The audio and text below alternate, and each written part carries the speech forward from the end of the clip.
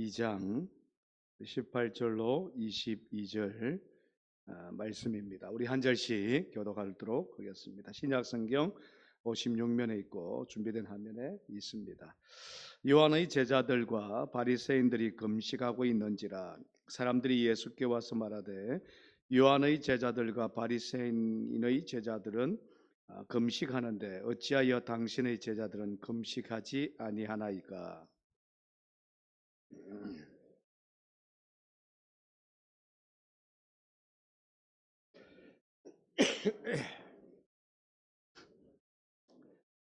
그러나 신랑을 빼앗긴 날이 이르니니 그날에는 금식할 것이니라.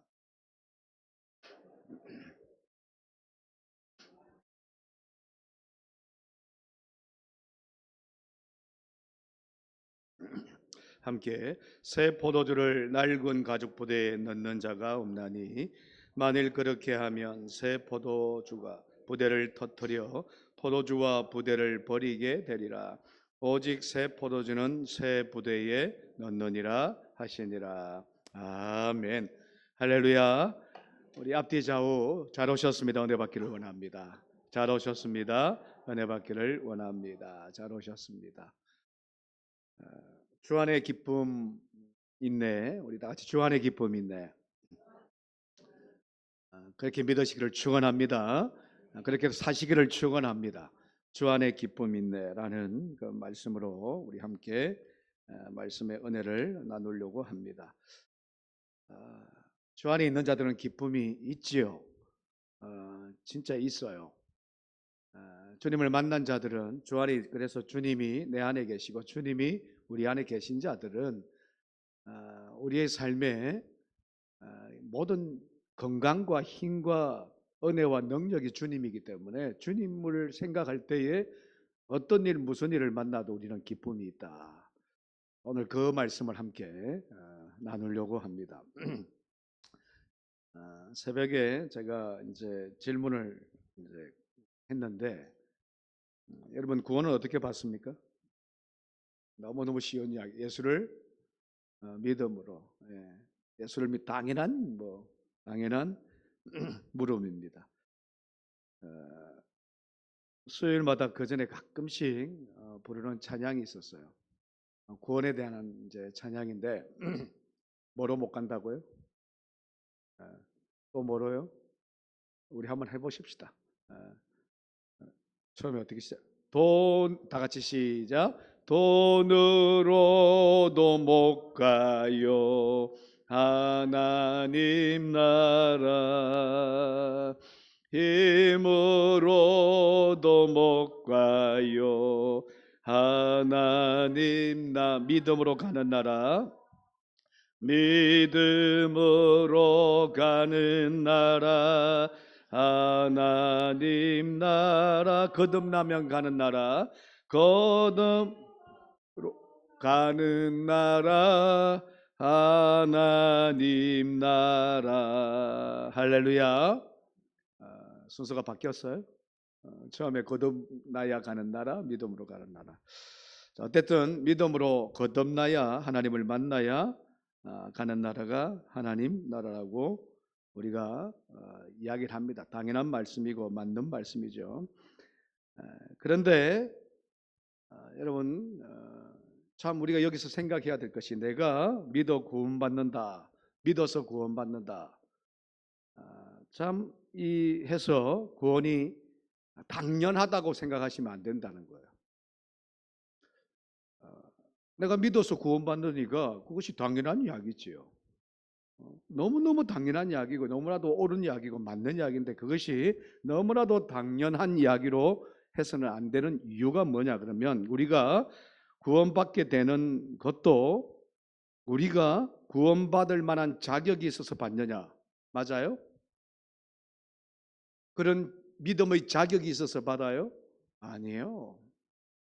믿음으로 우리는 그 믿음으로 가는 나라 하나님 나라고 구원받는 나라 거듭나야 가는, 항상 어릴 때부터 그렇게 찬양을 했는데 믿음을 가지고 거듭나고 하나님께서 우리에게 허락하셨던 그 천국을 소유하는 것은 너무나 당연한 이야기지만 그것이 내 힘으로 된 게 아니라는 거. 전적인 하나님의 은혜인 줄로 믿습니다. 맞죠? 여러분 이거 잊지 말자는 거예요. 항상 구원에 대해서 우리가 여러분 성경은 창세기부터 요한계시록까지 다 구원이에요. 구원. 이 구원에서 가장 핵심이 뭐냐면 나는 아무것도 한 것이 없습니다. 전적으로 하나님께서 은혜 주셨습니다. 그 은혜를 통해서 믿게 하셨고 그 믿음을 통해서 구원하셨다. 그래서 우리가 믿음으로 구원받는다라고 하기 전에 하나님의 전적인 은혜가 구원이다 믿으시면 아멘. 그거를 우리가 알자는 거예요. 그거를 알자는 거예요. 내가 믿는데 말이야 나는 당연하게 구원받을 사람이다. 그렇게 살아야 돼요. 그런데 그것은 하나님의 전적인 은혜라는 거예요. 여러분 다 같이 하나님의 전적인 은혜입니다. 뭐가요? 구원이 저와 여러분들이 천국 가는 그 삶이요. 그래 믿음도 하나님이 주셨고 그 믿음을 통해서 끝까지 믿음 지키게 하셨던 것도 하나님께서 허락하셨고 그렇게 마지막 때까지 우리를 붙들어 주시다가 가는 나라가 천국이기 때문에 전적인 구원의 은혜는 하나님의 은혜라는 거예요. 하나님의 역사라는 거예요. 오늘도 저와 여러분들이 그래서 여기에 모여있는 우리가 다 하나님의 은혜로 우리에게 믿음 주시는 하나님께 감사 찬양 드릴 수 있는 귀한 이곳이 되기를 축원합니다. 구원의 은혜를 오늘도 우리에게 주셔서 믿음을 주셔서 구원의 은혜를 감격함으로 감동함으로 받을 수 있는 이 자리가 되기를 다시 한번 축복합니다. 가끔 제가 참 매일 요즘은 그런 것 같아요. 매일인 겁니다. 까먹지 마십시다. 잊지 마십시다. 잊어버리지 마십시다. 오늘 신방을 어디 이제 아픈 분이 계셔가지고 기도하기 위해서 신방을 갔어요. 신방을 갔는데 여러분들 금요 중보기도 오시는 분들은 좀 알 것 같은데 남일순 우리 성도라고 저 무슨 시장 이 시장 말고 무슨 시장이죠? 거기가 영일 매일 시장입니까? 거기가 매일 시장이고 그 안에서 건어물 하시는 분 가가지고 이제 많이 아파서 항암 이제 치료도 받으시고 이제 그렇게 하시다가 지금 이제 서울에서 아주 큰 병원에서 하시다가 이제 오셨어요. 몸은 좀 이렇게 호리호리 하신데 얼굴은 좀 좋아 보여요. 그래도 수술을 받으시고 그러면서 치료를 받으시는 가운데서 제가 우리 금요 중보기도 때 이분이 한번 오셨거든요. 그래서 따갑게 우리가 함께 기도했는데 그거를 잊지 못하는 거예요. 그래서 참 사모하는 마음이 있더라. 아이고 목사님 오셨냐고 하면서 이제 그렇게 이야기를 쭉 하다가 그래서 어떻게 지냈냐 이런 하다가 갑자기 불쑥도가 확 와요. 근데 득 보니까 스님이셔. 제가 이제 앉아서 성경책 이제 말씀을 이제 딱 보고 있을 때였나요? 우리 사모님 보기 전인가 있을 때인가? 하려고 그러는데 스님이 갑자기 막 와가지고 아이고 이러면서 이분도 엄청나게 저만큼 반기시더라고. 저만큼. 근데 이 스님이 저는 처음에 남자인 줄 알았는데 여자분이셔요. 비군이죠. 이러면서 뭐라 그러더라? 불교계에서는 우리는 성도라 그러잖아요. 뭐라 그러더라? 보살. 보살이라 그러더만. 아이고 보살님 이러면서 몸은 좀 어떠십니까? 저하고 똑같이 하더라고. 똑같이. 제가 와서 이야기했던 그대로 막 어떠십니까? 몸은 어떠시고 막 어떠십니까? 이분이 이제 이렇게 막 있다가 저하고 막 이야기하다가 너무 반기니까 집사람하고 저하고 옆에 가만히 앉아 있다가 일을 어떻게 해야 되나? 이건 참 신방을 왔는데 그래서 지금 말씀을 통해서 건면해야 되고 기도해야 되는데 이 일을 어떻게 일어서야 되나 아니면 자리를 비켜주는 게 아니다 싶어서 이제 계속 봤어요. 한 5분 정도를 막 이렇게 막 하더라고요. 이제 제가 그 이야기를 하려는 게 아니고 그 사이에 제가 생각이 팍 들었던 것이 있어요. 금요 중보기도 때 막 하나님이 제가 가서도 그 이야기예요. 사람의 손이 되는 게 아니거든요. 하나님이 도와주셔야 되거든요. 막 그런 이야기로 계속 했는데 스님이 오니까 막 아이고 스님 보살님 어떻게 지내냐고 막 어떤 제가 찰나의 그 순간에 이분이 도대체 제가 이제 죄송한 잘 모르니까 하나님을 붙드는 건지 부처님을 붙드는 건지 헷갈리는 거예요. 뭐 물론 이제 사람을 맞이하는 그 마음은 알겠어요. 자기를 위해 주는 그런 마음은 아는데 제가 갑자기 드는 생각이, 여러분, 하나님은 살아계신 하나님입니다. 역사하시는 하나님입니다. 그 하나님을 붙들면 좋겠는데, 물론 뭐 개인적인 만담도 있고 뭐가 있었겠죠. 아들이 절에 간답니다. 그래서 저한테 하시는 말은, 목사님, 제가 그 전에 약속했거든요. 교회 나오기를 했는데, 목사님, 제가요 뭐 병이 나으면 교회 나오겠어 이런 말은 안 하고, 우리 아들이 지금 결혼 안 한 아들이 있는데 이 친구가 굉장히 불교래요. 이 친구가 장가만 가면 교회 나오겠습니다. 오늘도 그 소리를 하시더라고. 이게 참 제가 순간적으로 어떤 생각이 딱 그렇게 막 반기고 이야기하고 막 이러는 가운데서 진짜 하나님을 이분이 만났으면 좋겠는데, 역사하시는 하나님을 만났으면 좋겠는데, 4개월 전인가요? 5개월 전인가 진짜 금요 중보기도 때 우리 모였던 한 30명이요. 그냥 뜨겁게 가서 막 기도했던 그런 모습이 있었거든요. 이게 이제 뭐 그것이 그 은혜를 잊어버리지는 않아요. 이야기하실 때마다 그 이야기를 하시더라고. 그래서 목사님 막 이러면서 하시는데 이거 헷갈리는 거야. 이게 지금 하나님을 섬기는 건지 불교를 섬기는 건지 참 잊어버리고, 무엇이 참인지를 알지 못하고 무엇이 진리인지를 알지 못하면 어떻게 됩니까?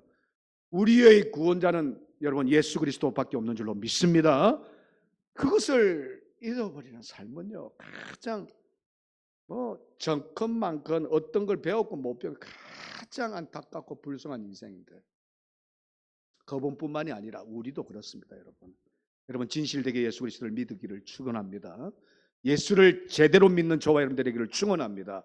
구원이 하나님께 달려 있습니다. 전적인 하나님께서 우리에게 주시는 은혜로 우리는 구원받는 자입니다. 그러면 우리는 어떻게 살아야 될 것인가? 예수 붙들고 살아야지. 하나님 붙들고 살아야지. 세상에 도움 많이 주는 것들도 있지요. 세상에 뭐 힘을 주는 것들도 있지요. 그것보다 우리에게 진짜 능력과 힘과 소망과 은혜 주시는 분은 바로 하나님이신 줄로 믿으시기를 축원합니다.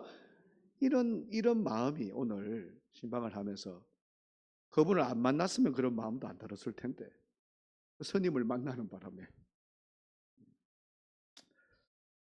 그래서 오늘 이 자리가 우리가 하나님의 구원의 은총을 다시 한번 기억하고요, 하나님이 주셨던 그 믿음을 주셨던 그 하나님의 은총 은혜를 다시 한번 생각하면서 하나님께 감사와 찬송과 영광을 드리는 이 자리 되기를 축원합니다.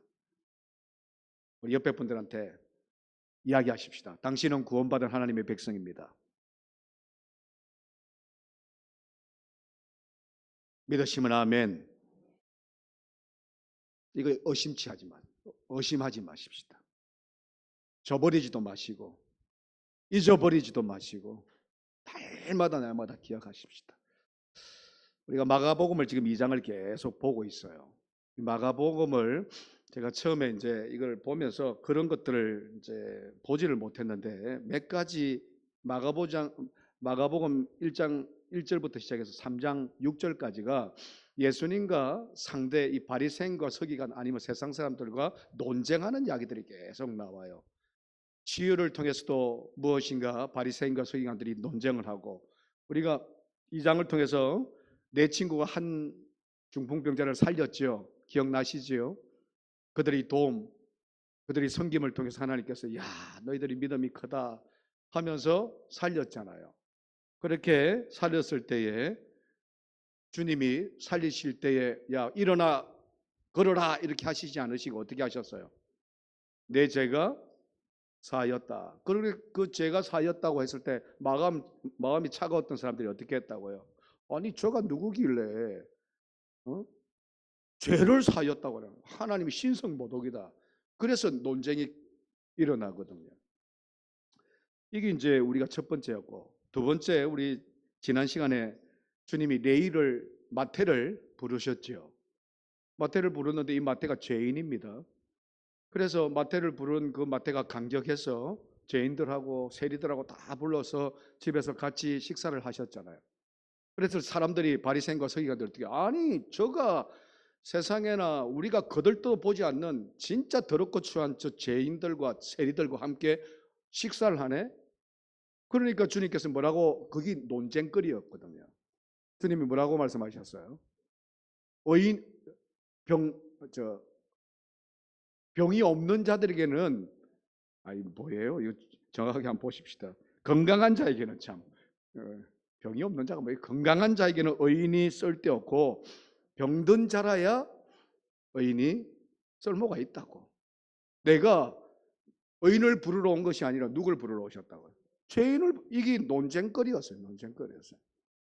그래서 마가복음 2장을 가만히 하나씩 제가 훑어보니까, 여러분, 이 마가복음의 이 논쟁에 대해서 뭘 주님께서 말씀해 주고 싶냐 그러면, 내가 누구다는 거, 주님이 누구다, 주님이 죄를 사하시는 분이시다는 거예요.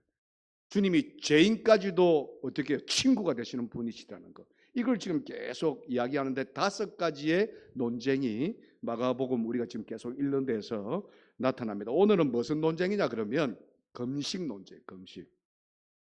오늘 이 금식 논쟁에 대해서 우리가 함께 이제 말씀을 나누려고 합니다.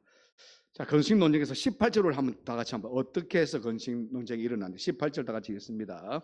요한의 제자들과 바리새인들이 금식하고 있는지라 사람들이 예수께 와서 말하되, 요한의 제자들과 바리새인들의 제자들은 금식하는데 어찌하여 당신의 제자들은 금식하지 아니하나이까?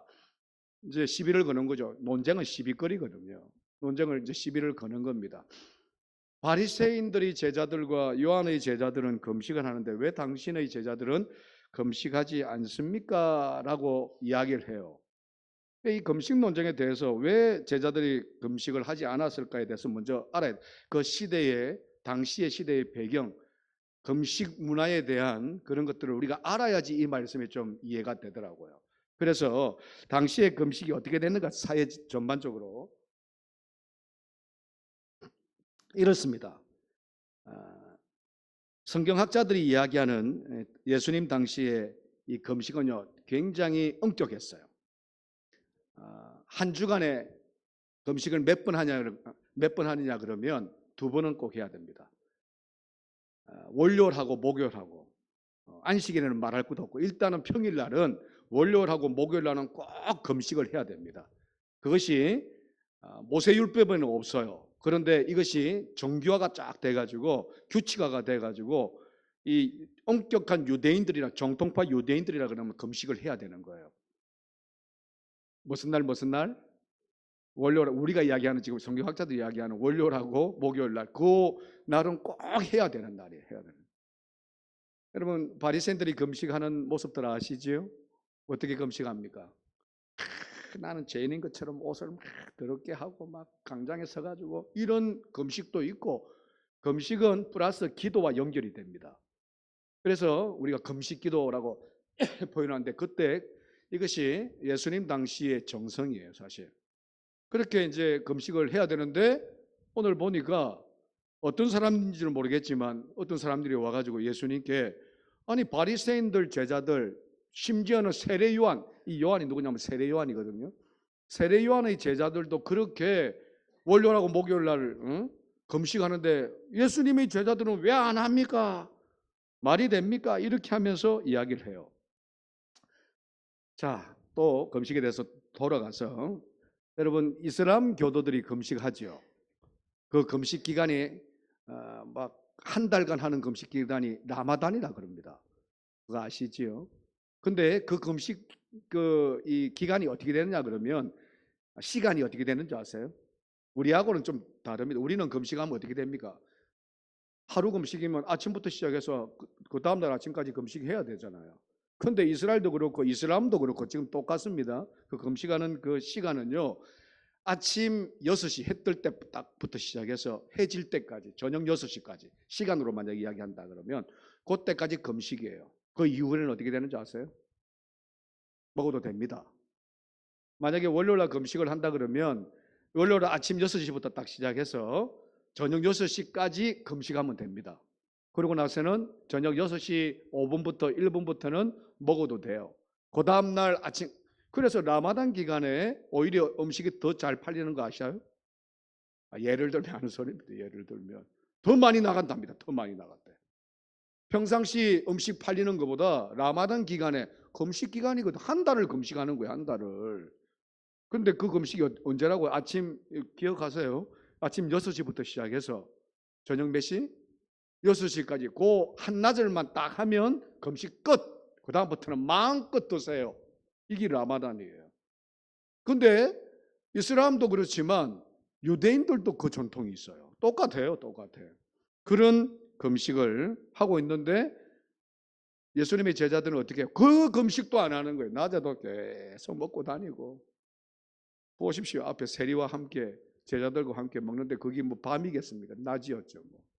언제인지는 모르겠지만 그렇게 하고 있는 모습을 보고 사람들이 왜 금식을 하고 있지 않는가라고 그렇게 이야기합니다. 엄격한 유대주의들, 그 사람들이 눈으로 봤을 때는 이스라엘의 그런 엄격한 율법적인 잣대로 보면 예수님의 제자들은 무식한 자들. 그렇지 않겠습니까? 율법을 어기는 자들이고 그렇게 세워졌었던 그 금식에 대해서 이해도 못하고 알지도 못하고 그렇게 한 자들이라고 생각하지 않겠냐는 거죠. 그래서 자기가 자랑스럽게 지금 이야기하는 거 18절을 보면요. 우리는 한다는 거예요. 우리는 금식을 한다는 거예요. 근데 당신의 제자들은 왜 못하느냐? 누구나 다 이렇게 엄격한 금식을 하는데 근데 뒤에서는 그러지 않지만 어쨌든 하는데 너희들은 왜 못하느냐라고 그렇게 어찌 보면 논쟁거리를 만듭니다. 그때 자 주님께서 한번 보십시다. 19절 말씀 다 같이 읽습니다. 예수께서 그들에게 이르시되 혼인집 손님들이 신랑과 함께 있을 때에 금식할 수 있느냐? 신랑과 함께 있을 동안에는 금식할 수 없느니라. 굉장히 쉬운 비유입니다. 당시에는. 근데 지금 우리가 조금 이해가 안 되는 거예요. 아니 결혼식하고 무슨 상관이 금식하고 무슨 상관이 있나 이렇게 생각하는데 그때 당시로는 굉장히 쉬운 비유인데 결혼식 비유를 대해서 주님께서 말씀하시는데 자 결혼식이 이렇게 생겼는데 그 안에 있는 사람들은 금식할 필요가 없는데 뭘 금식하라고 이야기야? 쉽게 말하면 지금 그 이야기입니다. 여러분 이스라엘 또 이 결혼식 문화에 대해서 한번 우리가 생각해 볼 필요가 있어요. 2000년 전에 유대인들의 결혼식을 우리가 살펴보면 뭐 지금처럼 뭐 호텔이나 아니면 식당이나 큰 예식장을 빌려서 한 것이 아니고 어디에서 합니까? 결혼을? 신랑 집에서 합니다. 신랑 집에서. 신부집도 아니고 신랑 집에서 해요. 그렇게 신랑 집에서 언제까지 결혼식 기간이냐 그러면 일주일입니다. 7일 동안요. 7일 동안 그렇게 쫙 결혼식을 해요. 자, 결혼식이 끝마치면 우리처럼 무슨 신혼여행 가는 것도 아니에요. 뭐 어디 하는 게 아니라 집에서 삽니다. 그때부터. 그것이 이스라엘 당시의 결혼 문화입니다.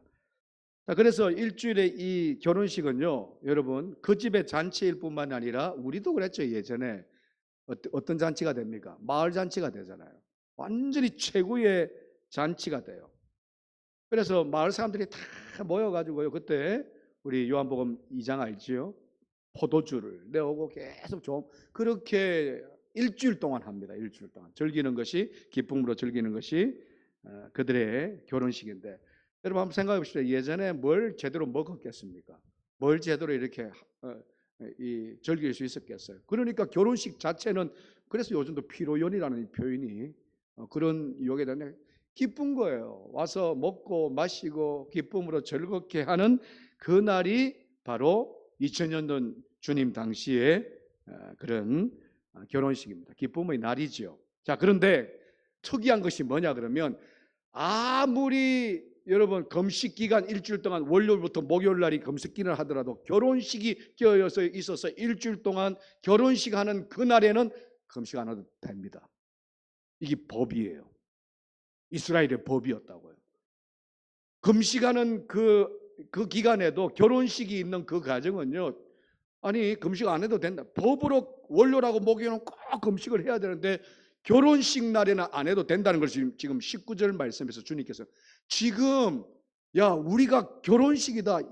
내가 지금 이 땅에 온 계신 내가 신랑이고 제자들이 그러면 누가 될까요? 하객이나 손님이나 그런 마을 사람들이 되는데 지금 그렇게 결혼을 하는데 무슨 금식이 있냐고, 무슨 금식이 있냐고.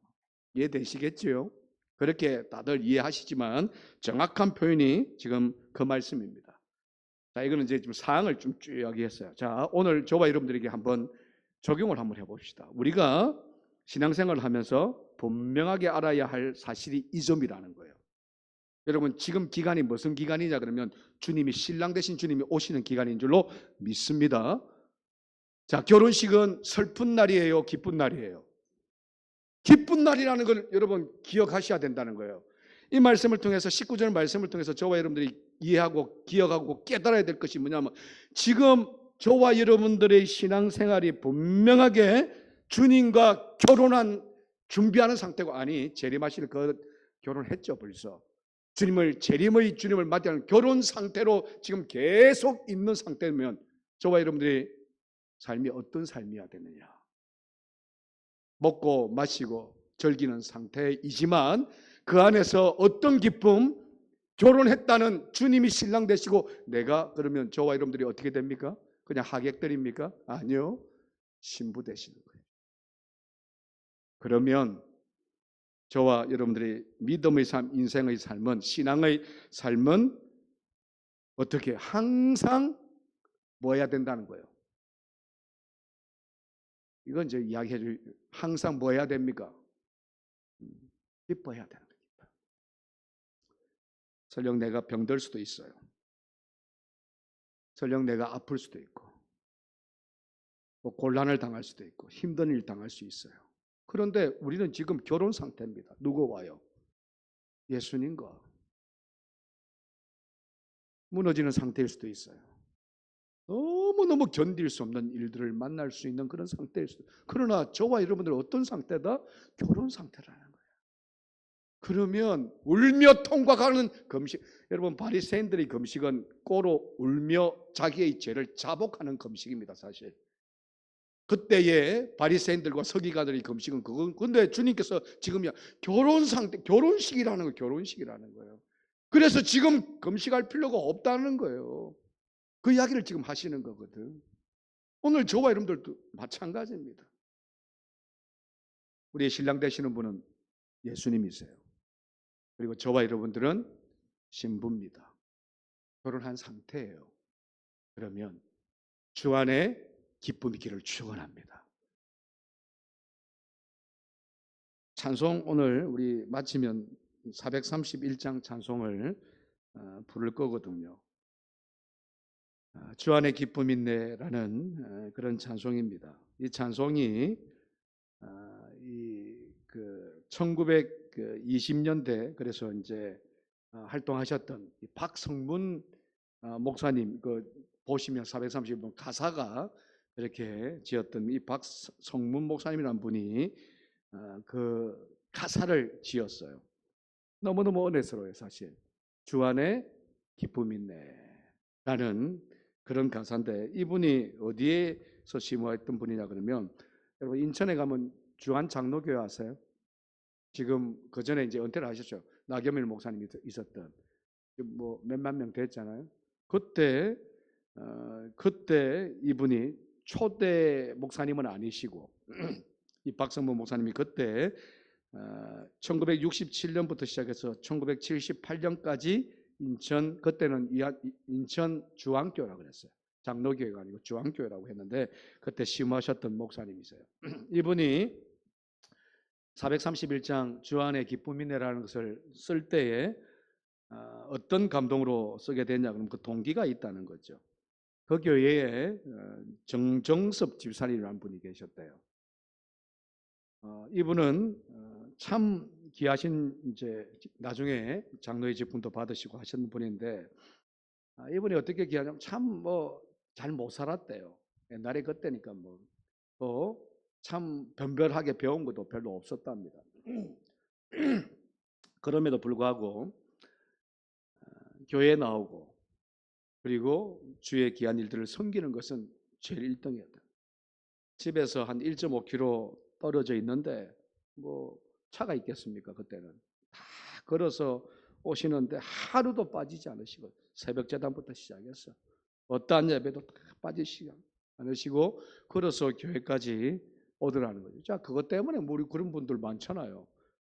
그것 때문에 게 아니라 그렇게 오시면서 이분이 그 뭐죠? 별명이 있는데 이 별명이 뭐냐면 기쁘다 집사님. 뭐라고요? 기쁘다 집사님. 항상 그렇게 어렵고 힘든 그 환경도 있고 그 처지고 있는데 교회 오시면 아니 세상에서도 항상 기쁘더래요. 성도들이 봐도 그렇고 목사님이 봐도 그렇고 아니 어떤 일 가운데 어떤 일을 시키도 어떤 상황에 놓여도 이분은 얼굴에 항상 기쁨이. 그래서 별명이 기쁘다 집사. 장로가 되어서 기쁘다 장로. 그래서 기쁘다 장로 어디 갔나 이러면 이제 그분이다. 그 정도로 그렇게 하셨던 분인데 그분을 보면서 이 박성문 이 목사님이 야 진짜 예수 그리스도를 믿는 그리스도인들이 저런 모습으로 서야 되지 않겠는가. 주 안에 있는 기쁨을 누리는 그리스도의 모습들, 그리스도인들의 모습들이 저렇게 돼야 되지 않겠나.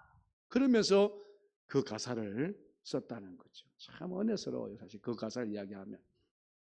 우리 341장 펴보세요. 이제 그 다음에 끝마치고 하겠지만 마지막으로 341장 한번 부르지는 않습니다. 341장 몇 장입니까? 431장이군요. 300이 아니고 431장. 네. 431장 한번 펴보세요. 가사도 해주시면 좋고. 자, 우리 다 같이 한번 1절만 한번 읽어보십시다.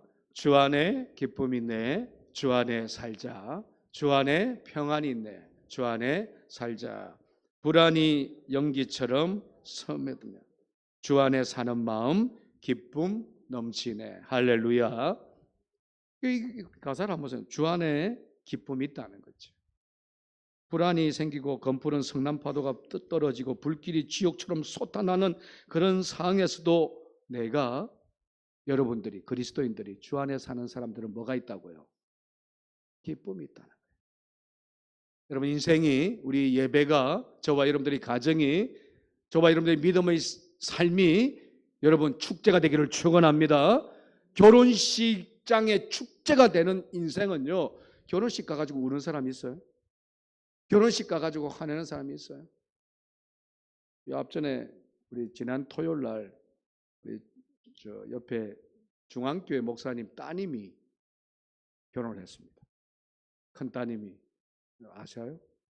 광고를 안 하니까 뭐 이제 갔다 왔어요. 우리가 뭔 일이 있어서 같이 이제 우리 목사님들하고 갔다 왔어요.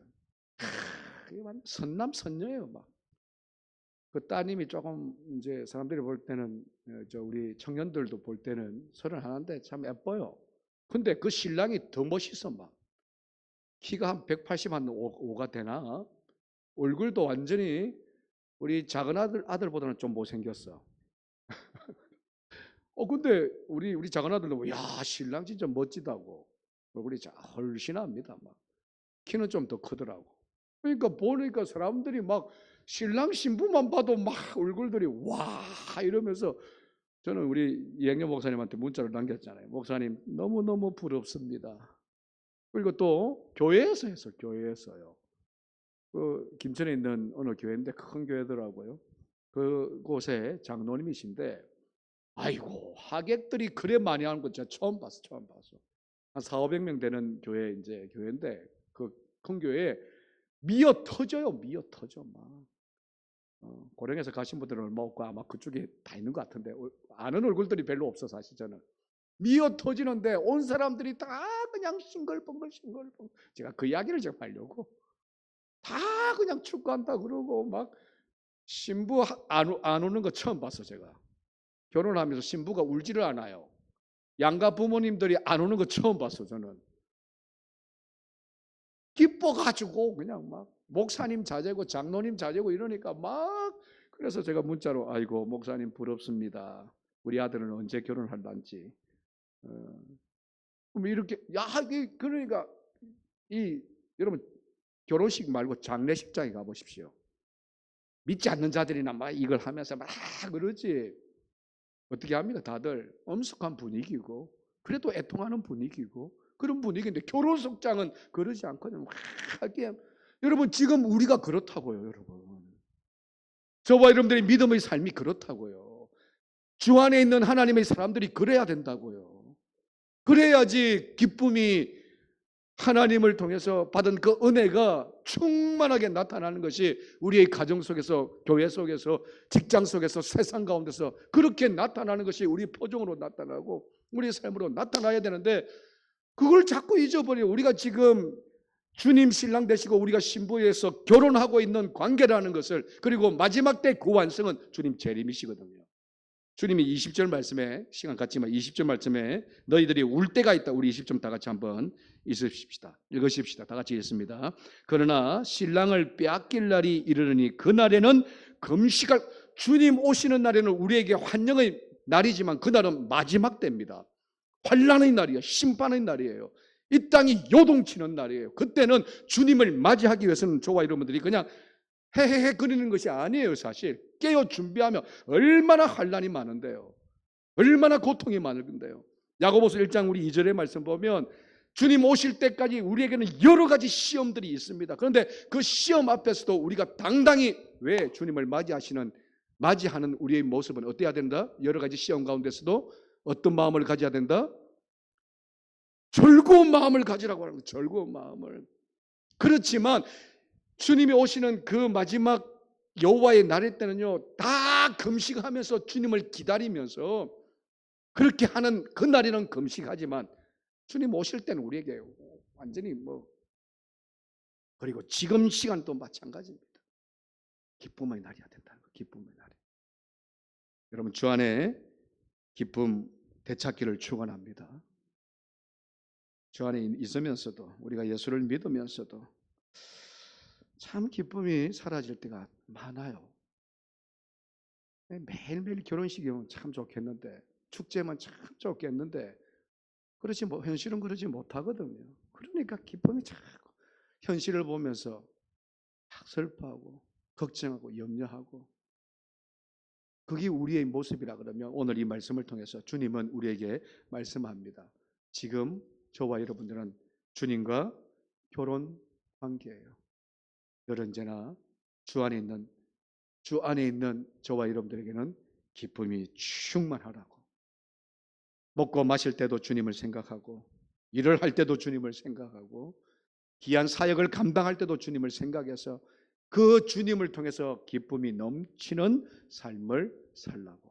마지막 때는 금식하면서 깨어 기도하면서 기다리는 그날이 오겠지만 그 순간까지 그렇게 믿음으로 기뻐하며 감사하며 구원을 주시는, 전적인 하나님의 은혜를 주시는 하나님 앞에 기뻐하며 감사하는 삶을 사는 저와 여러분들이 되기를 주님으로 축복합니다. 기도하십시다. 하나님, 주 안에